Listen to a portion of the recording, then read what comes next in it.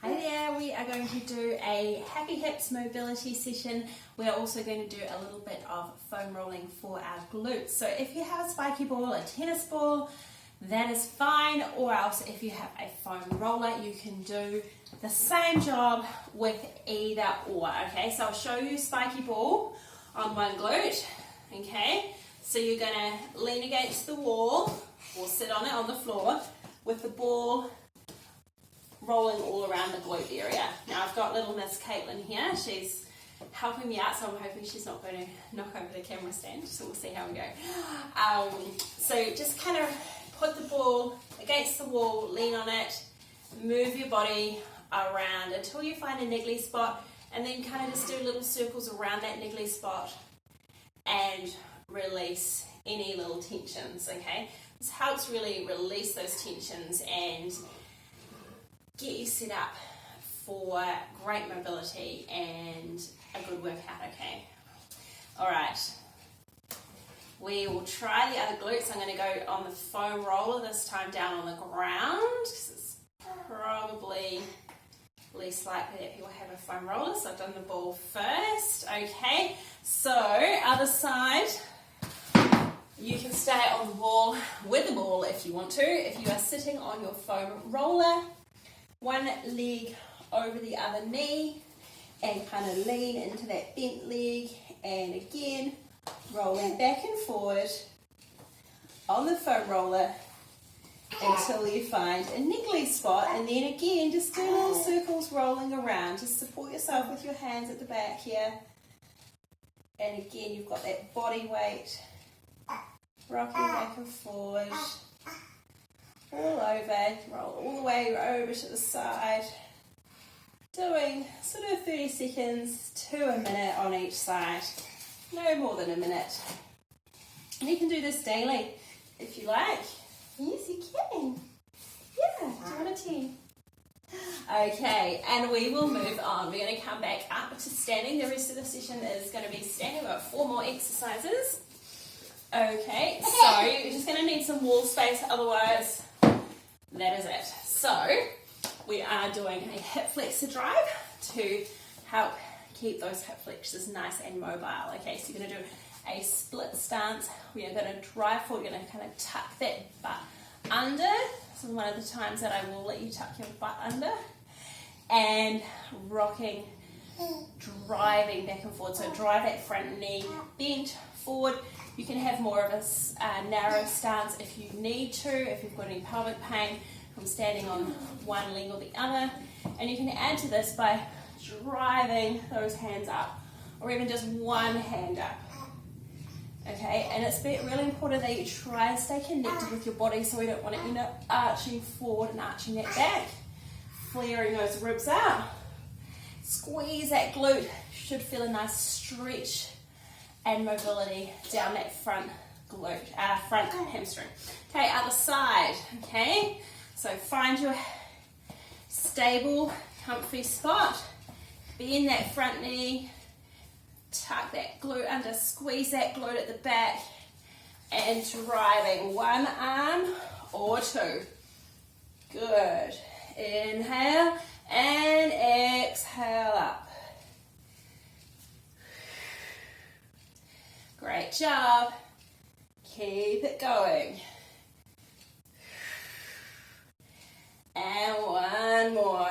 So it's really cool to get those arms involved, that whole body involved, because you've got these myofascial lines that run throughout your whole body. So you might notice that stretch all the way up here, but you might feel it down in your hips, your pelvic floor and everything. So it's good to keep your whole body mobile for optimal functioning pelvic floor, or even legs, everything like that. Okay, so let's go into a hip bump figure 8. Okay, so semi-wide stance here, so you can go as wide as you feel comfortable. Wider probably will get more mobility, but again, if you have got pelvic pain or anything, you might just need to keep it more narrow, or if you're having any pelvic floor symptoms, then you will need to keep it more narrow so you feel more supported in that pelvic floor area. Okay, so we're really hip bumping out the side here, relaxing, releasing any tension there.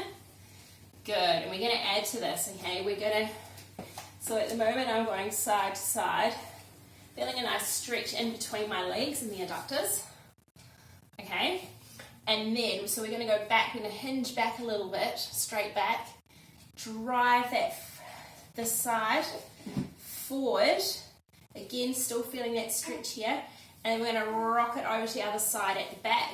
It's like a figure eight, okay? Drive it forward, still getting that stretch on that straight leg, and back at the other side. Drive, back, drive, back. So this is getting your pelvis moving in different ways so that your muscles getting lengthened and mobile in different corners of your pelvis, okay? Good job.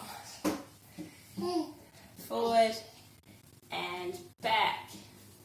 Forward and back. How good does this feel? It feels so good for me. Good. Really take note with that release and lengthen of those glutes. Don't let them be clenched. Let go of them right here. Up. Lengthen. Forward and back. Okay, just with your pregnancy as well, and on the note of stretching and everything, just be cautious about overstretching. Just take it to it where it's a mild stretch. You don't want to overstretch and do yourself any injuries or anything like that with all the hormones and relaxing floating around. Okay, we are going to go more relaxing and lengthening. We're going to hinge into a wall. So if you have a broomstick, you can hold that on your back, so that helps you keep your back nice and straight. We don't end up bending and crunching in the middle. Okay, so we want to keep that back nice and straight and up. You can give yourself a wee guide of a wall behind you to push your butt back to. Okay, so soft knees, you don't have to keep them straight. We are hinging at the hip, so chop just under your bump, feel the wall at the back, hold it here, and squeeze to come up. This is more about the lengthening here, okay? Lengthen, lengthen. You feel a stretch down the back of your legs and your hamstrings as well. And up. Good. Keep those shoulders back. Good. Lengthen those glutes. Relax any tension. Take a breath. And up. Nice. This is about creating awareness with your body and your core and your pelvic floor.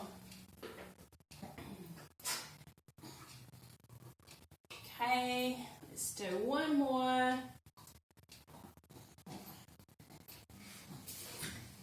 Good job. All the way back. And squeeze those glutes to come up. Okay, good. All right. Let's just do some pelvic tilts here. Taking note.